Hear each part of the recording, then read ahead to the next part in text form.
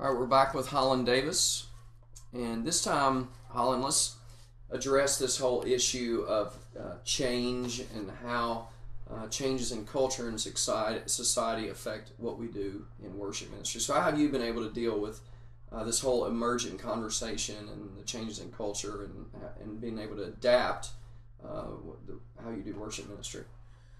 Well, I think it's this issue of change has been an issue in the church for centuries. Actually, I mean it's not a new issue. In our generation, we've given it the term emergent, but prior to that, I mean, when I remember the stories of the Jesus Day when drums were brought into the church and how you know I'm I mean, there's still preachers that preach about the demon beats and how you can become demon possessed listening to this drum music, and and so just the bringing those instruments in the church caused an uproar. Even in some denominations, the idea of having instruments in church, period, creates a large controversy. And so, change is not something that is foreign to churches across the board, and especially in the area of worship. Worship becomes a almost a point of division for so many churches because, excuse me, are you going to edit that out? Yeah, well, cut, start again. Wow, that's crazy. But it's such a pivotal issue because it involves an art form. Music is an art form, and that's just a reality. And art is subjective. Right. I might love a piece of art. You might think it belongs in the dustbin. And music has always been a polarizing element in culture. And so, part of what we're doing as worship leaders is we're finding that expression of music that reaches the people that we've been given to reach, that are right in front of us. And so oftentimes the issue comes down to one of style. I mean, that's really, when you look at all the emergent discussions, really it comes down to this is the way we like to do church. This is really a stylistic form. We like a modern expression of worship, or we like a more acoustic, intimate version of worship. We don't like it to sound so produced. We like it to sound more raw, and to us it feels more real. The more raw it is, the less rehearsed it is, the more authentic it is. All of these kinds of thoughts come into play when it comes to the style of music that is really reaching the many of the youth culture today. Right. Sometimes it's as simple as the guy that's leading the worship is just too old. I just don't relate to that person. Right. And really that to me becomes really the central issue, because church is about relationship.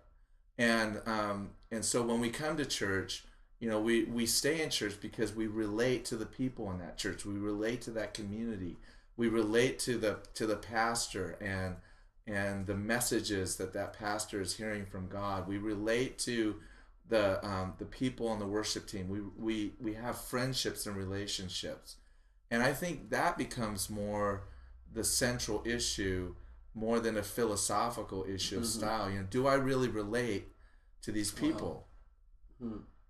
So, in terms of dealing with culture, that's interesting, because normally when we talk about the emergent conversation, we are talking more about form and style and how do we engage people. But what you're saying is the place to start is, do I have a relationship with these people? Am I able to relate?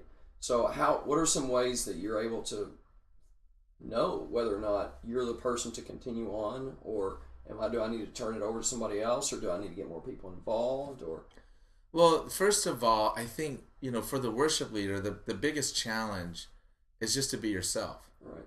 I mean, so much of what we do as performers, in a sense, because worship leading is a performance, you are doing a musical performance, is that you're always playing, or you can always seem to find yourself playing towards an audience. And so you're trying to gather an audience. And so if you're in a rock world or in the worship world, you're playing in a sense to an audience. Now, we all want to say, our highest ideal that we're playing to an audience of one. But the reality of is that if there was only one person in the church, we wouldn't have a job. You know, we would be replaced with the guy that gets more people into the building. You know, so the first reality is, as worship leaders, we need to be ourselves. We need to be who we are. We do what we like to do. You know, I do the music I like to do. I express the songs that in the way that I like to express them. Now, that does mean from time to time that, you know, in order to reach the greatest amount of people, I might adjust it and include the liturgy of an older group or the liturgy of a younger group. Mm-hmm. But when I do that liturgy, I don't imitate a CD. I don't imitate another performer. I figure out a way to be artistic with it and make it my own expression and the expression of the team that I'm working with. And that's one area where I find so many worship leaders really do fail, is that they don't take the time to find out what really fits them stylistically, and they find themselves in a place, you know, almost like a classical musician, where I'm just playing the notes on a page, or I'm playing the arrangement from the record, or I'm trying to, you know, do something that you know, to fit a form or fit an idea, as opposed to being an artist in the midst of it, you know. And that's what I do, is I'll take it and then I'll find out what my approach to it, how my art fits within that expression. And hopefully over time, as you know, as we are now in our church here, that artistic expression does relate to the community, and I know that by the fact that they come and that they're a part of that expression, but also you know, but I'm co-creating with the entire congregation in that sense, you know, because it is something that we do together. It's a relational act. Right. So if you had to, not to put pressure on, but if you had to boil all of the what you're saying down into one or two sentences in terms of the core issue or means by which we address change in our culture and how it affects us in worship ministry, what would that one or two sentences be? I would say the one or two sentences is this: one, be yourself in the midst of that change, and two, and God says it really succinctly himself. He says, love God, love people. All change can be managed if you keep those two values in place. I'm going to be myself in the process. So I'm not going to try and do something that I know I'll fail at. We were a story towards that effect. We were leading worship at E.V. Hill's church, Mount Zion Missionary Baptist Church, up in Compton, while he was alive. And it was the first time we were asked to lead worship, and it was very exciting. I mean, we were just so honored to be there. And my friend goes, "We need to do like some black gospel funk." And I told him, I said, that's not what I do. I mean, you know, look at me. I mean, that's not who I am. And he goes, no, we got to do it. And I let him talk me into it. And so we're trying to do this, and we just failed miserably. And because they could tell that we were not being authentic, that we were somehow trying to mold ourselves to fit them. And the next time we went back, I said, you know, we were invited back, you know, by the grace of God, and it was on, you know, Dr. Hill's birthday, and I just, you know, told my friend, I says, you know what, we're going to be ourselves this time, and we're just going to do what we do, and we're just going to worship the Lord the way we worship the Lord. And that's what we did. And night and day response. People were in tears. They had a God encounter through that, because we didn't put on airs. You know, we didn't come in saying, this is what you need. We just said, hey, we love Jesus. This is who we are. Right. And we just loved him the way that we loved him. And that just poured out. You know, it was out of the overflow of God's love just pouring out of us into them. And they experienced that. And that is what ministry is, isn't it? It's just we're authentically being who we are.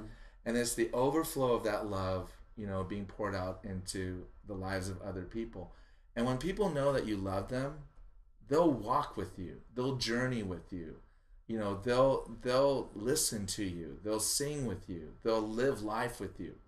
But if they have the sense that you're trying to manipulate them, or by trying to be something that you're not, Mm-hmm. or that trying to, I'll put it to you like this: we did an outreach recently with the fires in California, and took a worship team up, and we have some of the members of the worship team who are in the emergent Mm-hmm. conversation, or have come out of that, or are part of that, or friends that are, they're in that age group, in the 20, 30, age group. And basically what they said was, we felt manipulated by these emergent people because they weren't being themselves. They were coming to us as if this is what we think you need, Mm-hmm. as opposed to just being themselves, loving God, loving Jesus, and loving Jesus together in community. And out of that community, all the life, all the ministry, all the service that flows naturally out of that relationship of love. And really, that's what motivated the Jesus movement of the 70s. That's what motivated, every major revival, was people met God, and out of that God encounter, their lives were changed, and they naturally began to overflow to those around them. And so that's the first thing, is that you need to love the people that you're ministering to. And the other thing is, allow leaders to emerge that are leaders in that community, Right. that are leaders in the community. Allow that leadership to emerge.